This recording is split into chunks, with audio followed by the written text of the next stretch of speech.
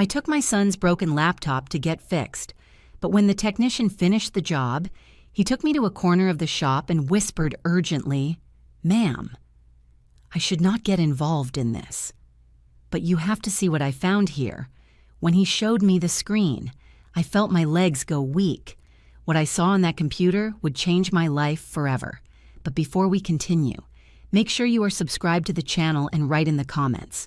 Where are you watching this video from? We love to know how far our stories reach. My name is Barbara. I am 58 years old and I always considered myself a present mother. I live in a Midwestern city with my husband Robert, who is 60, and until 3 weeks ago, I thought I knew my only son David perfectly. He is 32. He is an engineer and works at a multinational company. He was always an exemplary son, or at least that was what I thought. It all started on a common Tuesday in October. David showed up at home in the middle of the afternoon, which was already strange because he usually worked late. He brought his old laptop, the one he used since college, all scratched and with faded stickers. "Mom, can you do me a favor?" he asked, looking hurried. "This laptop fell and the screen broke. I need it to work because it has some important files, but I do not have time to take it to get fixed. Do you know a reliable technician?" The situation seemed a bit strange to me. David was always extremely careful with his electronics, almost obsessive. Seeing him with a broken laptop was unusual, but I did not question much. After all, accidents happen. "Yes, I know one," I replied. "That boy who fixed my cell phone last month, Jason. He has a small shop near the downtown square. They say he's very good and honest." David seemed to hesitate for a moment. "Are you sure he is reliable? There are confidential work documents here, you understand." "Of course, son. Jason is super professional. He even signs a confidentiality agreement with clients." "Relax." He still seemed reluctant, but he ended up accepting. He handed me the laptop along with a paper where he had written the access password. "It is okay, Mom, but when he finishes, can you go pick it up personally? I do not want it to stay there too long. Do not worry. I will take it tomorrow myself and I will keep an eye on the delivery time." David gave me a quick hug and left in a hurry. I remember thinking that all that was kind of weird, but I did not give it much importance. My son was always a workaholic. He lived worried about deadlines and projects. The next morning, I went to Jason's shop. It was a small and organized place, with shelves full of computer parts and cell phones under repair. Jason welcomed me with a friendly smile. He was about 28 years old. He wore glasses and had that calm attitude of someone who really knows what he is doing. "Mrs. Barbara, good to see you again. How can I help you?" I explained David's laptop situation. Jason examined the device carefully, noting the model and the problem. "The screen is indeed very damaged," he observed. "But from what I see, the rest is intact. I am going to need to order a new screen, but I can solve it in about 3 business days." "Perfect. How much will it cost me?" He gave me a reasonable quote and I authorized the service. I gave him the paper with the password David had given me, explaining that he would need to test the equipment after the repair. "No problem, Mrs. Barbara.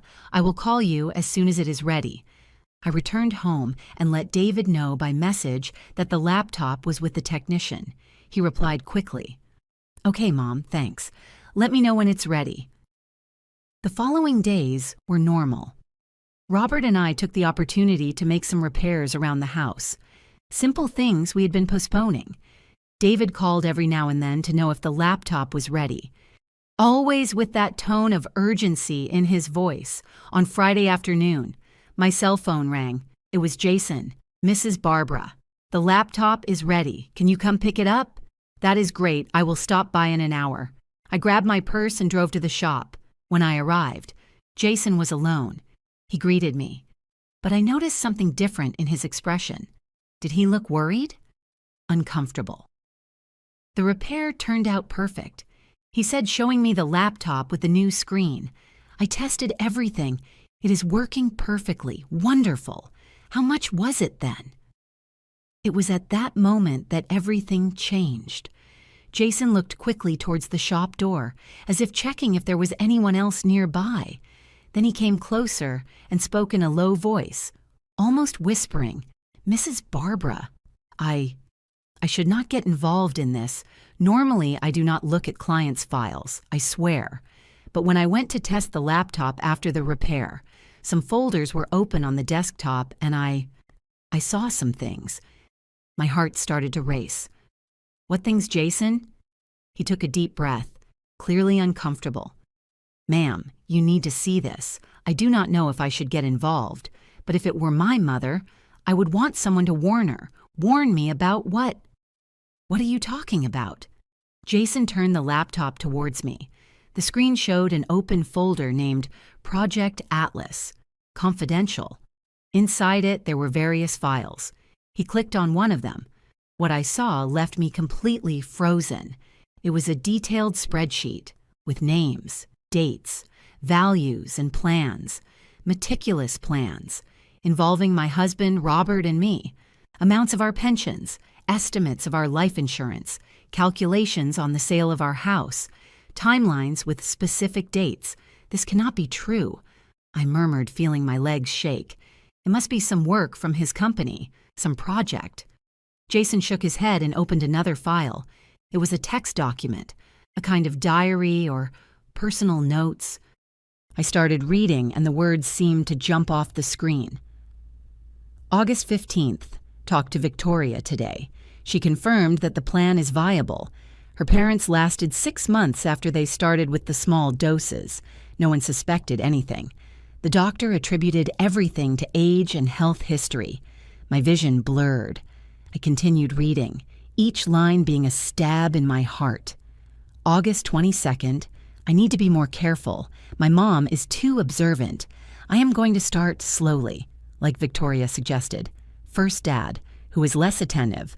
Mom only later, when we are already closer to the goal. September 3rd.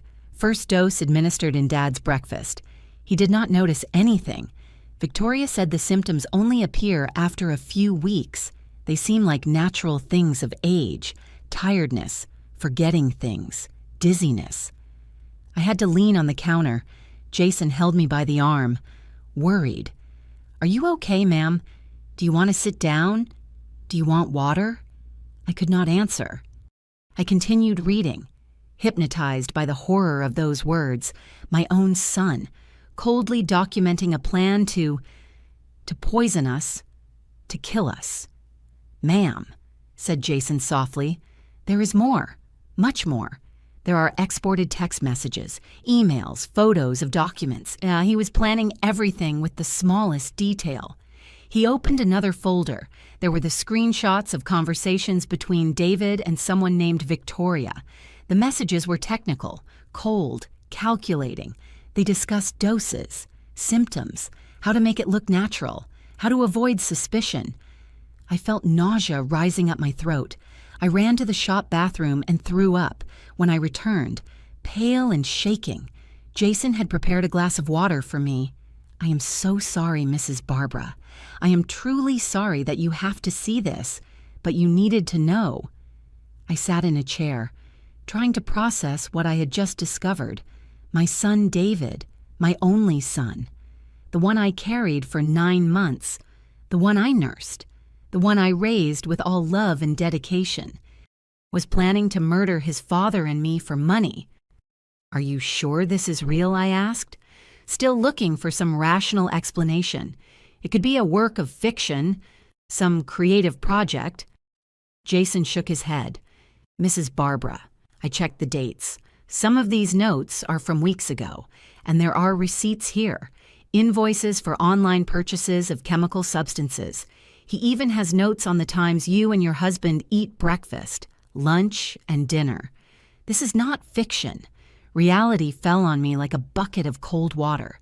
It was real, all that was terribly real."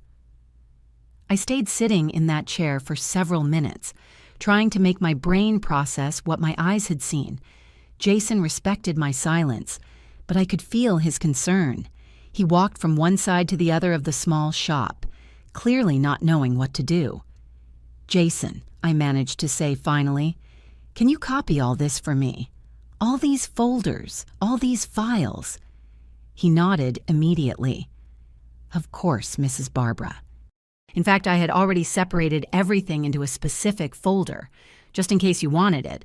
I can move it to a USB drive, while he worked copying the files. My mind ran in 1,000 different directions. How was this possible? How could my David, who was always so affectionate, so attentive, be planning something so monstrous? I remembered all the times in the last few weeks that he had shown up at home without warning. "I just stopped by to say hi," he would say, always offering help in the kitchen, always wanting to prepare coffee for his dad, always being too helpful. My God, all that had been part of the plan. "Ready," said Jason, handing me the USB drive. "It is all here. Mrs. Barbara, you need to go to the police, to the authorities. This is very serious." I took the USB with shaking hands and put it in my purse. "Yes, I know, but first I need to talk to my husband. He has to know." "Are you sure you want to go back home? What if your son shows up there?" The question froze my blood. David had a key to the house. He could show up at any moment. And if he suspected that we had discovered something— "The laptop?" I said suddenly. "David is going to want the laptop back if I do not take it. He is going to get suspicious." Jason thought for a moment. "I have an idea. I am going to restore the laptop exactly as it was before I opened those folders. I am going to delete even the browsing history and the access logs, so he will not know that anyone saw anything. Can you do that?" "Yes, I can. Give me 15 minutes." While Jason worked, I sat again and tried to organize my thoughts. I needed to be smart. If David discovered that we knew something, he could accelerate his plans or try something immediate. I took out my cell phone and sent a message to Robert. "Honey, I need to talk to you urgently when you get home. It is very important. Do not talk to anyone about this." "Not even to David if he calls you," Robert replied almost immediately. "Is everything okay? You are worrying me. I am fine, but it is serious. I will tell you when I arrive." 15 minutes later, Jason handed me the laptop. "Ready. It is exactly as I found it when I turned it on for the first time.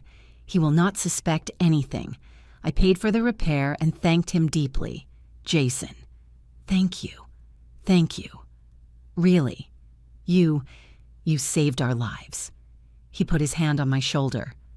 "Are you going to be okay, Mrs. Barbara? Do you want me to call someone? No. I will be okay. I need to leave now." The drive back home was blurry. I drove on automatic, still in a state of shock. Every traffic light seemed to take an eternity. When I finally parked in the driveway, I saw that Robert's car was already there.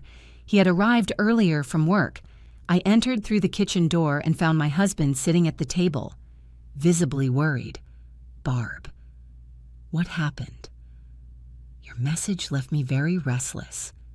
I put David's laptop on the table and sat next to Robert. I took a deep breath, trying to find the right words. "How do you tell your husband that your son is planning to kill you, Robert? I need you to stay calm and listen to me until the end." "Okay." His expression became even more worried. "You are scaring me." "I know. Forgive me. But you need to see something." I took out my personal laptop, inserted the USB drive Jason had given me, and opened the files, one by one. I showed everything to Robert, the spreadsheets, the notes, the conversations, the receipts. I saw my husband's face go through all possible emotions: initial confusion, disbelief, horror, deep pain, and finally, a contained rage that I rarely saw in him. "This cannot be true," he whispered with a broken voice. "Our son, our David." I did not want to believe it either. I replied, taking his hands. "But it is real, Robert.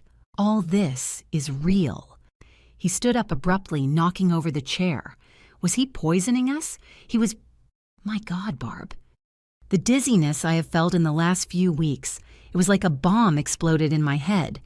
Robert had complained of dizziness, unexplainable tiredness.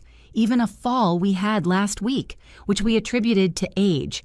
We have to go to the hospital, I said, getting up too. Now, we need to do blood tests. Check if there is any substance in your system. And you, Barb, do you feel bad too? I stopped to think. No, not me. But according to David's notes, the plan was to start with Robert first. I would come later. I am going to do the tests too, just in case. But Robert, before we go to the hospital, we need to decide what to do if David finds out we discovered.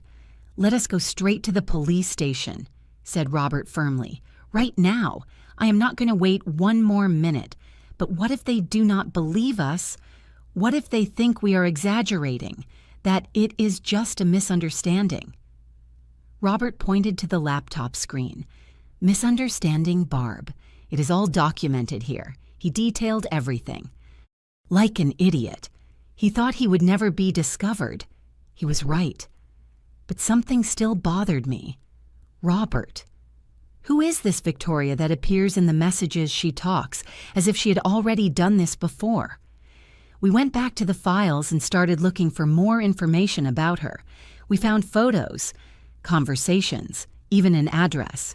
Victoria Fernandez, 29 years old, David's girlfriend for 8 months.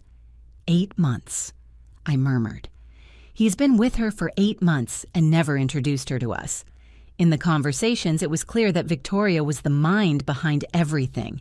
She suggested the methods. She calmed David when he showed doubts. She planned every detail. In a particularly shocking message, she wrote, "Babe, I know it is hard at first. It was hard for me too when I did it with my parents.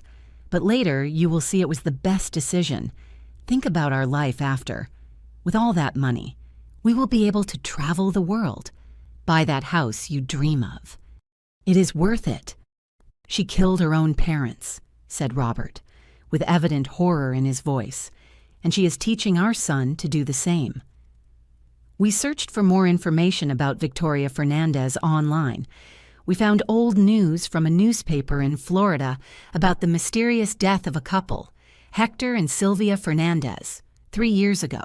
The police had investigated, but closed the case for lack of evidence. The couple's only daughter, Victoria, inherited everything: a high-end house, investments, a condo on the beach. She has done this before, I said, feeling a chill run down my back, and she got away with it. Now she is using our son to do it again. Robert was visibly affected. He walked to the window and stood looking out, with his hands shaking. How did our son get involved with a person like that? How did we not realize that was the question that tormented me the most? Where had we gone wrong as parents? What signs did we let pass? We do not have time for this now, I said. Trying to stay focused, we need to act. I am going to call the police. But before I could pick up the phone, we heard the unmistakable sound of a key in the lock of the front door. David was arriving. Robert and I exchanged terrified looks. In a quick movement, I closed all the files on the laptop and pulled out the USB, throwing it inside my purse. Robert straightened the chair he had knocked over. "Act normal," I whispered to him. "You cannot suspect anything." David entered the living room with a smile on his face. He was wearing that blue dress shirt I had ironed for him myself last week. He seemed so normal, so common. How could someone with that appearance hide such monstrosity? "Hi, Mom." "Hi, Dad. I came to get my laptop. Could they fix it?" My voice almost failed, but I forced myself to smile. "Yes, son." It turned out perfect. Jason did a great job. David grabbed the laptop and opened it.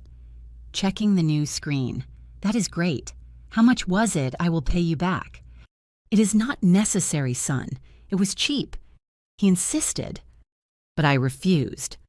Meanwhile, I observed his every movement, every expression. I looked for signs of nervousness, of guilt, of anything that gave away what I now knew, but I found nothing. He was completely calm. "Are you guys going to have dinner?" asked David, putting the laptop in his backpack. I was thinking of ordering a pizza, having a family dinner. It has been a while since we did that. I felt my stomach turn. A family dinner. Another opportunity for him to put poison in our food. "Not today, son," replied Robert, with a voice more controlled than I expected. "Your mother and I are going out to have dinner. It has been a while since we had a moment just for us. You know how it is." I saw a slight contraction on David's face. Frustration, anger. It happened so fast I almost thought I imagined it. Oh, what a shame. But it is okay. I understand. Enjoy yourselves, you two, then. He came closer and gave me a kiss on the forehead. I needed all my willpower not to pull away. That same affectionate gesture that always melted my heart now caused me repulsion. "Bye, Mom. Bye, Dad. Call me for anything." We waited in silence until hearing his car leaving the driveway and driving away down the street. Only then did Robert collapse in the chair, putting his face between his hands. I cannot believe it. Seeing him here, acting normal, as if he were not planning to kill us. Barb. I want to throw up. I hugged my husband, feeling his back shake.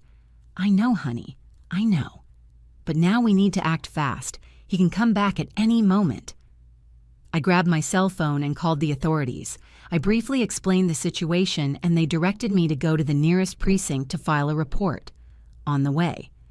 We stopped first at a hospital. We explained the situation to an emergency doctor, who immediately took blood samples from Robert and me too, just in case. The toxicology tests would take a few days, but the doctor instructed us to avoid any food or drink that David could have access to. "You need to go to a safe place," alerted the doctor. "If what you are saying is true, and there is evidence of that, you are in real danger." From there, we went to the prosecutor's office, where Prosecutor Marcus Saints received us, a man of about 45 years with a serious expression. We told the whole story from the beginning. We showed the files Jason had copied, the conversations, the spreadsheets, everything. The prosecutor examined everything with attention, taking notes. "This is extremely serious. I am going to need to secure this USB drive as evidence and start an immediate investigation." "And what about this Victoria?" I asked. "She apparently already killed her own parents. Is there a way to investigate that too?" The prosecutor made more notes. "I am going to get in touch with the Florida authorities and request information about that case. If we manage to prove a connection, we can reopen the investigation." We spent the next 3 hours at the station, giving detailed statements, signing documents, answering questions. The prosecutor was thorough, wanting to know every detail since when we started noticing changes in David's behavior. "You cannot go back home tonight," said the prosecutor finally. "I am going to request police protection, but for now I suggest you stay at a hotel. Use cash, not a card, to not leave traces, and do not tell anyone where you are, not even relatives." We left the station and it was almost midnight. We went to a simple hotel downtown, far from our neighborhood. We checked in using different names, like the prosecutor had suggested, in the hotel room. Robert and I sat on the bed, exhausted physically and emotionally. Neither of us could completely process the reality of the situation. "How are we going to sleep?" asked Robert. "How am I going to close my eyes knowing that our son wants to kill us?" had no answer. I lay down beside him and we stayed in silence, each one lost in our own tormented thoughts. My mind would not stop reliving moments from David's childhood, his first day of school, his graduation, the day he got his first job, when he was 10 years old and broke his arm riding a bicycle. I remember how he cried in my lap at the hospital. I swore to myself that I would always protect him from any harm. Now it was from him that we needed protection. My cell phone vibrated. It was a message from David. "Mom. Where are you guys? I stopped by the house and there is no one. I am worried." I showed the message to Robert. What do I answer him? Tell him we went to a romantic hotel. Early wedding anniversary or something like that. I wrote the message with shaking hands. "Son, everything is fine. We decided to give each other a surprise and we are at a hotel. We will be back tomorrow. Love you. The answer arrived in seconds. Oh, that is cool. Enjoy yourselves, you two. Love you guys. Love you guys. The words that before warmed my heart now seemed empty and cruel. How could he write that while planning our deaths? Finally, at dawn. I managed to sleep out of pure exhaustion. My sleep was agitated, full of nightmares where David appeared with different faces, sometimes as the loving boy I knew, others as a stranger with cold eyes. I woke up early with my cell phone ringing. It was Prosecutor Saints, Mrs. Barbara. I need you and your husband to come to the station now. We have important news. 20 minutes later. We were sitting in the prosecutor's office. He had a gloomy expression. We got preliminary results from Mr. Roberts' toxicology tests. He started. Traces of toxic substances were found in his blood. Specifically, small amounts of arsenic and another chemical compound that usually causes neurological symptoms. Robert turned pale. So it is true. He was really poisoning me. Yes. And there is more? We got in touch with Florida. The case of Victoria Fernandez's parents' death is being reopened. At the time, there were suspicions of poisoning, but the bodies had been cremated before more detailed tests could be done. Now, with the evidence you brought, we have grounds for a new investigation. And David, I asked, what is going to happen to him? The prosecutor took a deep breath. We are going to need to arrest him, Mrs. Barbara. We have enough proof of attempted homicide. The question is, do you want to be present when we make the arrest? The prosecutor's question echoed in my head. Did I want to be present when they arrested my son? Part of me wanted to confront him, look him in the eyes and ask why. Another part of me wanted to be as far away as possible, wanted to wake up and discover that everything was nothing more than a horrible nightmare. I want to be there, said Robert, surprising me. His voice was firm, determined. I need to look him in the eyes and know why. The prosecutor nodded. I understand. We plan to make the arrest this afternoon. We are going to summon him to the station under the pretext of clarifying some points about an alleged robbery in the neighborhood. He will not suspect.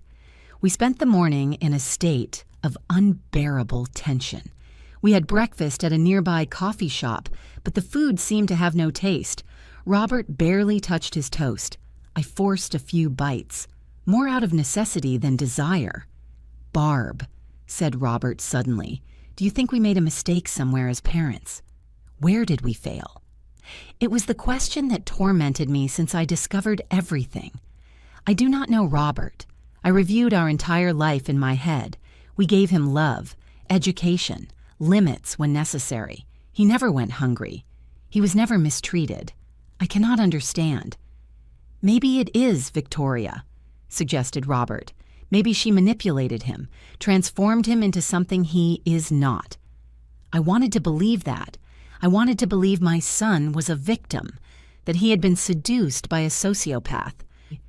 But his notes were too detailed, too calculated. He knew exactly what he was doing. At 2 p.m, we returned to the station. Prosecutor Saints took us to an observation room with a two-way mirror. From there, we could see the interrogation room without being seen. David should arrive in a few minutes, explained the prosecutor. We are going to start with routine questions about the alleged robbery. When he is comfortable, we will show him the evidence. My heart was racing. My hands were sweating. Robert held my hand so tight it hurt, but I did not complain. We needed each other in that moment. At 2:15, the door to the interrogation room opened. David entered, wearing jeans and a casual t-shirt. He seemed relaxed, even curious. Good afternoon. He greeted the people who were in the room. I received a call saying you wanted to talk to me about a robbery. Yes, Mr. David. Please, sit down. This will not take long. David sat down, crossing his legs casually. He was so calm, so confident. He had no idea what was coming. The officer started with banal questions about where David was on a certain night, if he knew certain people from the neighborhood. David answered with patience, finding everything kind of strange, but he did not suspect. Then, the officer changed tactics. Mr. David, do you know a person named Victoria Fernandez? I saw David's body tense up for a fraction of a second before composing himself. Yes, I know her. She's my girlfriend. Why? How long have you been together? About 8 months. But what does that have to do with a robbery? The officer ignored the question. You have a laptop, correct? An old laptop that recently went for repair. David's expression changed. First confusion, then the beginning of worry. Yes, I do. My mom took it to get fixed, but I do not understand. The technician who fixed your laptop found some interesting files, Mr. David. Files that suggest you are planning to murder your own parents. The silence that followed was deafening. David stayed completely motionless, the color fleeing from his face. For long seconds he said nothing. He just looked at the officer with eyes wide open. That is ridiculous, he managed to say finally, but his voice was weak. There must be some mistake. The officer put a folder on the table and started taking sheets out of it, printouts of the files Jason had copied, the spreadsheets, the conversations, the detailed notes. This is your laptop, is it not? This is your access password. These are your files. David looked at the papers, and I saw the exact moment he realized he was finished. His face went from pale to gray. His hands started to shake. I can explain, please. Explain then. Explain the spreadsheets detailing the value of your parents' life insurance. Explain the notes on poison doses.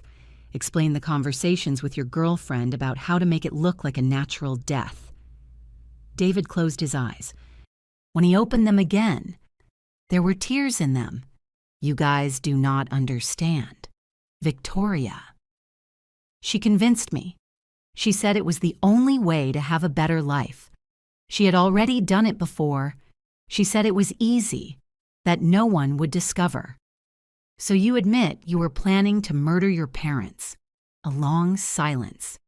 So, almost in a whisper, yes. I felt my legs go weak. Hearing that confirmation, even already knowing the truth, was like receiving a punch in the stomach. Robert beside me let out a choked sob. And you had already started to execute that plan. Had you already administered toxic substances to your father? David lowered his head. Yes. Small doses at breakfast. Victoria said it would take a few months, that it would seem natural. Your father could have died, Mr. David. He could have suffered permanent damage. Do you have any notion of the gravity of what you did? David's tears now ran freely down his face. I know, and God, what did I do? What did I become? The officer made a signal, and 2 police officers entered the room. David Mendez, you are under arrest for attempted qualified homicide. You have the right to remain silent. Anything you say can be used against you, while they read his rights. David looked around the room, as if looking for an exit. His eyes passed over the mirror, and for an irrational moment I thought he could see me. My mom, he said suddenly, interrupting the officer. My dad, do they know? They know everything? In fact, they are here. David turned pale. No, please. No, I need to talk to them. I need to explain. I think you already explained enough, Mr. David, when they put the handcuffs on him. Something inside me broke. Seeing my son like that, handcuffed like a common criminal, was a pain I did not know existed. Robert held me while I broke down crying. Prosecutor Saints entered the observation room. Do you want to talk to him? I looked at Robert. He shook his head. Not yet. I cannot. Not yet. I understand. He will be transferred to prison today. Victoria Fernandez will also be arrested. We found enough evidence to accuse her not only of complicity in this case, but also of homicide in the case of her parents. The following days passed in a surreal haze. Robert and I returned home, but the house did not seem the same. Every room held memories that were now stained by betrayal. The kitchen where David poisoned us. The living room where he sat and talked with us, faking concern. His room, through whose door I could not even pass. The complete results of Robert's tests arrived. Besides arsenic, there were traces of 2 other toxic compounds. The doctor explained that. If he had continued being poisoned for more weeks, Robert would probably have suffered permanent damage to his liver and kidneys, possibly even organ failure. He was lucky, said the doctor. Very, very lucky. Lucky.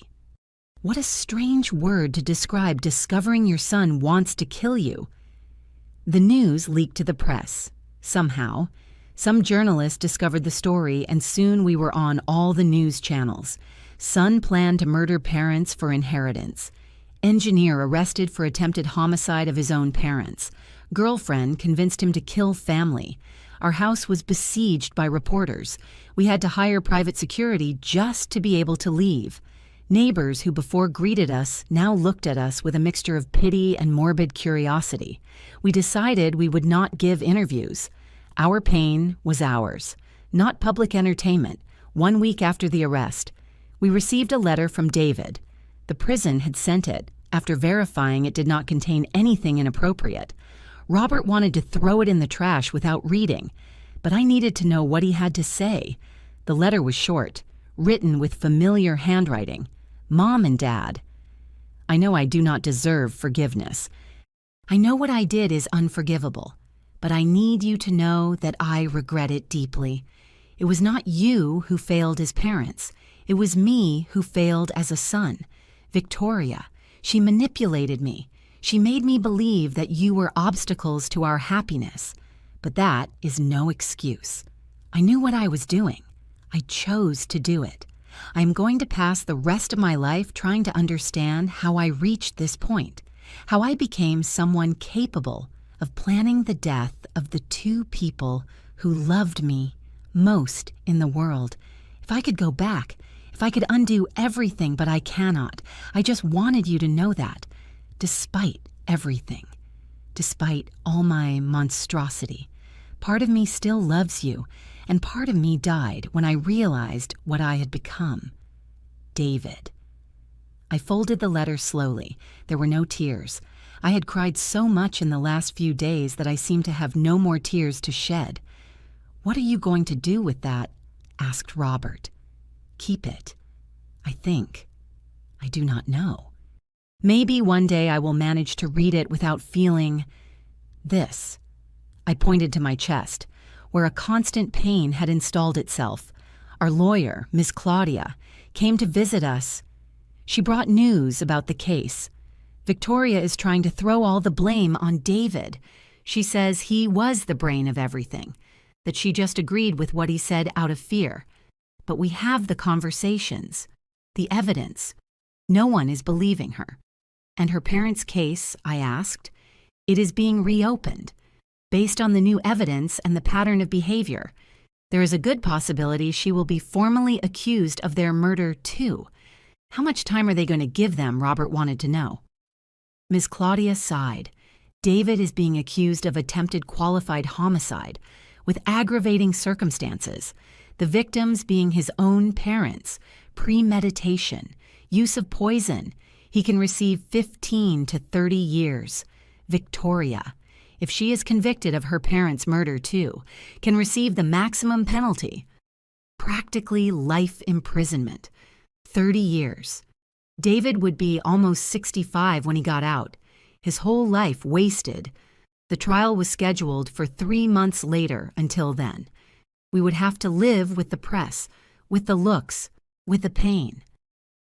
We started going to therapy, first individually, then as a couple. The therapist, Dr. Sarah, was patient with us. She did not try to force acceptance or forgiveness. She just helped us process, one day at a time. You went through a deep trauma. She explained in a session, not only because of the betrayal, but because of the complete rupture of trust in the person who should be most trustworthy. That takes time to heal. Maybe it never heals completely. I cannot even look at photos of him. I confessed. I put everything away, all the albums, all the photos in the living room. I cannot stand seeing his face. That is normal. Now he represents pain, with time. Maybe you will manage to separate the David you knew from the one who planned to kill you, or maybe not. And that is okay too. Robert had his own issues. He blamed himself for not noticing the poisoning symptoms, for having trusted too much. How did I not realize he repeated constantly? The dizziness, the tiredness, the forgetting. I thought it was just age. Stress. How was I so blind you trusted your son? Replied Dr. Sarah. That is not blindness, it is love. And he used that love against you. The fault is not yours. 2 weeks after the arrest, Victoria's mother looked for us. Mrs. Lords was a fragile woman of about 60 years who seemed to carry the weight of the world on her shoulders. I needed to talk to you, she said when we received her at home. I needed to say that I am so sorry, truly sorry. I was bewildered. You are not to blame for what your daughter did, but I should have seen the signs, she said with tears in her eyes. When Hector and Sylvia died. When my daughter inherited everything so quickly, I suspected, but I did not want to believe. I did not want to accept that my own daughter could be capable of that. She told us Victoria was always different. Even as a child, she showed no empathy, manipulated people, lied compulsively. Mrs. Lords thought it was just a phase that would change with maturity, but it got worse, confessed Mrs. Lords. And when Hector and Sylvia died, I knew, deep down, I knew, but I did not have the courage to do anything. And now she destroyed more lives. I completed. Mrs. Lords nodded, crying openly. I am so sorry. I am so sorry for not having had the courage to report her before. Maybe if I had done it, you would not be going through this. We did not know what to say to her. Part of me wanted to blame her, wanted to scream that yes, she should have done something, but looking at that fragile and shattered woman, I only managed to feel pity. What are you going to do now? Asked Robert. I am going to testify against her, said Mrs. Lords with determination. I am going to tell everything I know, everything I always suspected. It is the only thing I can do to try to make amends. The trial began on a cold January morning. Robert and I arrived at the court, escorted by security, to avoid the crowd of reporters and curious people gathering at the entrance. The courtroom was full. I recognized some neighbors, colleagues from David's work, even people I had never seen before, but who apparently had morbid interest in the case. When they brought David, handcuffed and wearing the orange prison uniform, I felt my heart tighten. He had lost a lot of weight. His face was pale, marked. When his eyes met mine, I saw genuine pain in them, but I looked away. I was not ready to face him directly yet. Victoria was brought in separately. Unlike David, she seemed composed, almost serene. Her hair was done, her posture erect. It was as if she were going to a business meeting. Not her own trial. Prosecutor Edward Martinez opened the case with a forceful speech. This is not just a case of attempted homicide. He began. It is a case of betrayal in its most basic and painful form. A son who methodically planned to murder his own parents. A woman who had already killed before and who seduced a young man to do the same. We are going to prove, beyond any reasonable doubt, that David Mendez and Victoria Fernandez are guilty of the crimes for which they are accused. David's defense. Mr. Gomez attempted a strategy of psychological manipulation. David Mendez is a victim, he argued. Victim of a manipulative woman who seduced him and convinced him to do things he would never have done alone. My client was a good man, a respected engineer, until meeting Victoria Fernandez. On the other hand, Victoria's defense went in the opposite direction, blaming David for everything and claiming she was an innocent girlfriend who was being falsely incriminated. The following days were torture. We had to listen to witnesses, experts, detailed accounts of how David had planned our deaths. The toxicology expert explained in technical terms how the arsenic and the other compounds David used acted in the body, causing progressive damage to organs if it continued being administered. Explained the expert, Mr. Robert Mendez would have approximately 2 months of life. The death would seem natural, multiple organ failure, common in elderly people. Jason, the computer technician, was called to testify. He explained how he found the files, how he initially hesitated to tell us, but his conscience did not allow him to stay silent. I saw the spreadsheets, the notes, the conversations, said Jason. There was no doubt about what was being planned. I would have felt responsible if I had not warned Mrs. Barbara. When my turn to testify came, I went up to the stand with shaking legs. The prosecutor guided me gently through the account. From the day David asked me to take the laptop to repair until the moment I saw the files. How did you feel discovering your son was planning to kill you? Asked the prosecutor.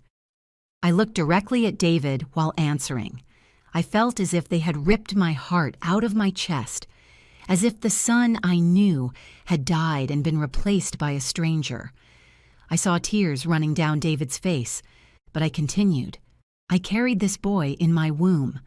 I spent sleepless nights when he was sick. I celebrated every achievement of his, and he planned coldly to poison me, to kill me, just for money. The prosecutor then showed me some of the printouts of the files. Do you recognize this? Yes. They are the spreadsheets David made calculating the value of our life insurance, of the house, of our savings. And this, the conversations between him and Victoria, discussing poison doses, symptoms, how to make it look like natural death. It was too painful. I had to make several pauses to compose myself. The judge was understanding, allowing me to drink water, breathe deep. David's lawyer tried to make me seem like a vengeful mother, but it did not work. The facts were the facts. The evidence was there. Robert testified the next day. He was more contained than me, more focused on the facts. But when the prosecutor asked how he felt about his son trying to poison him, Robert finally let the emotion show. I taught this boy to ride a bike, he said with a broken voice. I played soccer with him every weekend. I helped him with homework. I gave him advice on his career, on life. And now I discover he was putting poison in my coffee every morning. How should I feel? The most shocking moment of the trial came when Mrs. Lourdes, Victoria's mother, testified. She told about the suspicions she always had about her daughter, about the strange behaviors since childhood, about the mysterious death of Hector and Sylvia. I always knew. She confessed crying. Deep down, I always knew my daughter had killed that couple, but I did not have the courage to accept, to do something, and because of my cowardice. More people almost died. Victoria's defense tried to discredit Mrs. Lourdes, saying she was a resentful mother trying to harm her daughter, but the damage was done. On the 5th day of the trial, they played the recordings of the conversations between David and Victoria. Hearing that out loud, in the full courtroom, was surreal. Victoria, babe, you cannot falter now. Think about what we are going to have when this is over. David, I know, but it is hard. Every time I see my dad, I think I am poisoning him. Victoria, so what? He is old. He was going to die in a few years anyway. You are just accelerating the inevitable and doing it in a way he will not suffer. David, and my mom, Victoria. After your dad, she is going to be easy. She will be fragile, sad. No one is going to think it is weird if she gets sick too. You just need to have patience. The room went completely silent while the recordings played. I could not look at David. I could not see his expression while he listened to his own voice planning our death. When they played the part where Victoria talked about how she had killed Hector and Sylvia, the reaction was audible, murmurs, choked exclamations of shock. Victoria. It took me about 4 months with the man. I started very slowly, minimal doses. He started having dizziness, confusion. The doctor thought it was early Alzheimer's. My mom, Sylvia, lasted 6 months. It was harder because she was younger, healthier, but in the end it worked. David, and no one suspected Victoria. The doctors thought it was natural. He was 68. She was 62. It happens, you know. When the tests showed possible poisoning, they had already been cremated. There was no way to prove anything. The trial lasted 2 weeks, 2 weeks of horrifying accounts, crushing evidence. Witnesses confirming every sordid detail of David and Victoria's plan. On the penultimate day, the prosecution closed, presenting a complete timeline. They showed how Victoria met David at a corporate event, how she intentionally seduced him, how she gradually planted the seed of the idea that his parents were obstacles to his happiness. The emails and messages showed a clear pattern. At first, Victoria was subtle. Comments, apparently innocent, about how David deserved more from life, about how it was unfair that he had to wait for the inheritance while his parents lived comfortably. Gradually, the suggestions became more direct. What if there was a way to have everything now, she wrote in a message. What if you did not need to wait decades David initially resisted? What are you talking about, killing my parents? Are you crazy? But Victoria was persistent. She shared articles about poisoning cases that were never discovered, talked about how she had become free and rich when Hector and Sylvia died, painted a seductive picture of a life of luxury and freedom, and slowly, David gave in. The first message where he agreed with the plan was dated 6 months ago. Okay, let us do this. But it has to be perfect. There can be no mistakes. 6 months. He had been planning to kill us for 6 months. When it was the defense's turn to present final arguments, David's lawyer focused entirely on Victoria's manipulation. Ladies and gentlemen of the jury, he spoke. My client is guilty. Yes, but he is also a victim of a calculating sociopath who seduced and manipulated him, who used his love for her to transform him into an instrument of death. He presented psychological reports showing that David was in deep depression, that he genuinely regretted it, that he had tried suicide twice in prison since the arrest. David Mendez is not a monster, argued the lawyer. He is a man who committed terrible mistakes under the influence of a true monster. He deserves punishment. Yes, but he also deserves a chance at redemption. Victoria's defense, on the other hand, tried to argue that everything was nothing more than a fantasy, that the conversations were just a morbid game of the couple, that they never had real intention to kill anyone. Where is the proof that my client killed Hector and Sylvia Fernandez, argued the lawyer. There is none. Just speculation based on conversations taken out of context. But the accusation against Victoria in the Fernandez case was strong. Witnesses talked about how she had behaved strangely during their illness, how she was anxious to cremate the bodies before more detailed tests could be done, how she started spending the inheritance before even the funeral, on the last day. Came the time for the prosecution's final arguments. Prosecutor Edward Martinez was visibly emotional.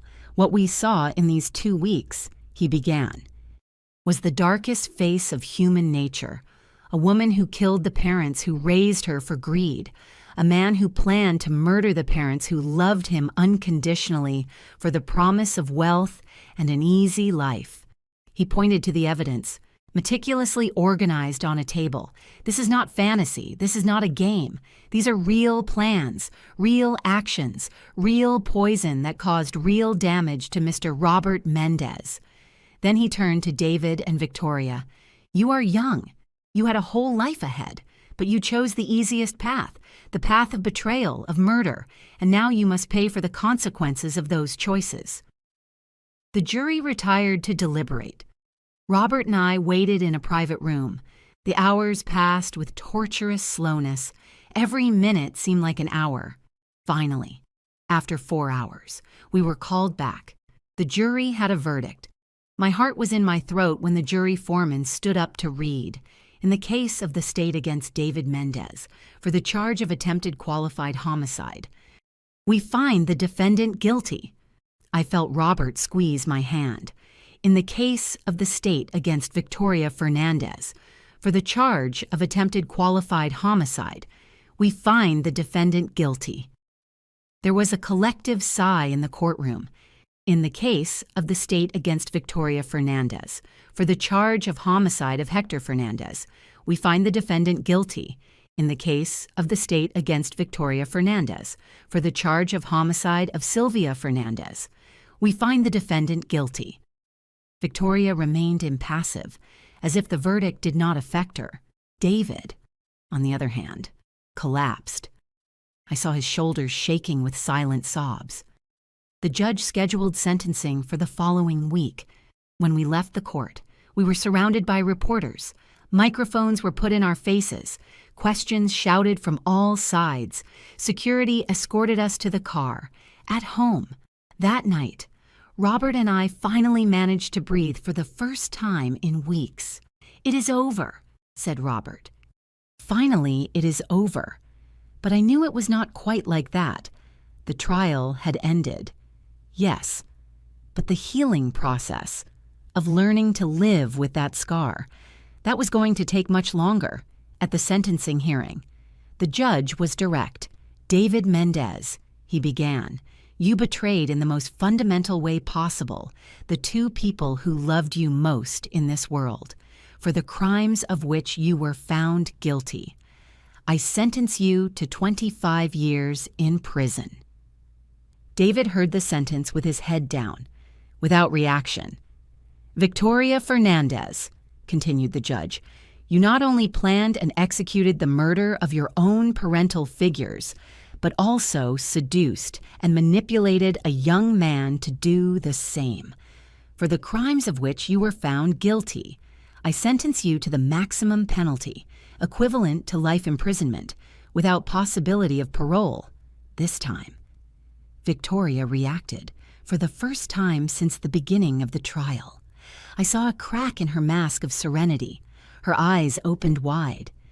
Her face paled. "This is unfair," she screamed, standing up. "I did not do anything. It was all him. Everything was David." The guards restrained her while she continued screaming, finally showing her true face. She was no longer the serene and composed girlfriend. She was an angry, desperate woman, showing her teeth. It was satisfying, in a certain way, seeing her lose control. When the judge struck the gavel for the last time, officially closing the case, I felt a huge weight lift off my shoulders. It was finished, really finished. 6 months have passed since the sentencing. Life slowly began to return to some semblance of normalcy, although I knew it would never be the same normalcy as before. Robert and I decided to sell the house. There were too many memories there, most of them now stained by betrayal. We bought a smaller apartment in another neighborhood and started over. Therapy continued, weekly, sometimes twice a week, when the bad days were too much to bear, doctor. Sarah helped us process, to understand that it was not our fault that we did the best we could as parents. "You gave love," she repeated. "You gave education, structure, opportunities. The choices David made were his, not yours. Intellectually, I understood. Emotionally, I still struggled with guilt. Where did I go wrong? What signs did I miss?" Those questions still woke me up at 3 a.m. 2 months after the sentencing, we received another letter from David. This time, Robert agreed to read it with me. The letter was long, detailed. David talked about the therapy he was doing in prison, about how he was finally understanding the magnitude of what he had done, about the regret that consumed him daily. "I do not expect forgiveness," he wrote. "I do not deserve it. But I want you to know that every day I wake up with the awareness of what I almost did, of how close I was to destroying the two most important people in my life." He talked about Victoria, about how she had manipulated him, but he also took responsibility. She planted the seed, but I watered it. I nourished it. I chose to believe the lies because it was easier than working hard for my own life. At the end of the letter, he made a request. "One day, when and if you feel ready, I would like to see you. Not to ask for forgiveness, just to look you in the eyes and tell you personally how sorry I am." Robert and I discussed the letter at length. "Do you want to see him?" I asked. Robert stayed silent for a long time. "I do not know. Part of me wants to. Part of me still sees that little boy I taught to ride a bike. But another part sees the man who tried to kill us," I completed. "Exactly. We decided we were not ready. Maybe one day we would be, maybe never. And that was okay. Life went on. I found some comfort in volunteer work, helping other families who went through similar traumas. Robert went back to painting, a hobby he had abandoned years ago. We made new friends. People who did not know our story, who saw us only as Barbara and Robert, not as that couple whose son tried to kill them. Jason, the computer technician, became a close friend. He felt he had a responsibility for us, although I always told him he was our savior, not the other way around, if you had not shown me that. I told him at a lunch, "Robert would be dead now. I probably would be too. You saved our lives." He got embarrassed with the praise. But it was true. His courage in telling us, risking getting into something that was not his business, gave us the chance to survive. 1 year after the sentencing, on our wedding anniversary, Robert and I held a small vow renewal ceremony, just the two of us, a judge and Jason as witness, in joy and in sorrow. We said to each other, "We survived the deepest sorrow. Now let us focus on the joy." It was not a happy ending in the traditional sense. The scars remain. There are days when the pain is as sharp as it was at the beginning. There are nights when I dream of David as a child and wake up crying, but there are also good days. Days when I manage to think of him and separate the son I loved from the man who tried to kill me. Days when I feel gratitude for being alive, for having Robert by my side, for having survived. 2 weeks ago, I made a decision. I wrote a letter to David, not offering forgiveness. I was not ready for that yet, but acknowledging that I received his letters, that I understood his regret. "Maybe one day we can talk," I wrote. "But not now. It still hurts too much. I still see your face when I close my eyes and remember everything. One day, maybe, but not today." I sent the letter and felt lighter. Somehow, as if I had let go of a little of the weight I carried.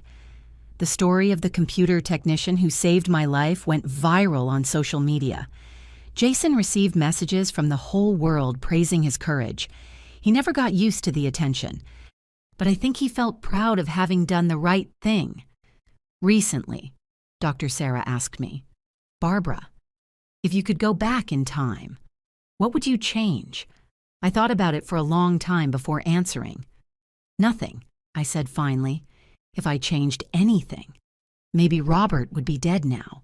Maybe I would be. What happened was horrible. But it brought us here, alive. And that is what matters. I learned things about myself that I never knew. I learned that I am stronger than I thought. I learned that I can survive the unthinkable.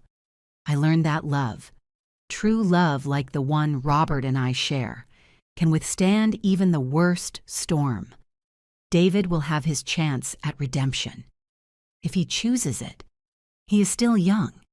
When he gets out of prison, he will still have time to rebuild, to try to do something good with the rest of his life. Victoria will probably die in prison. Part of me feels pity for her.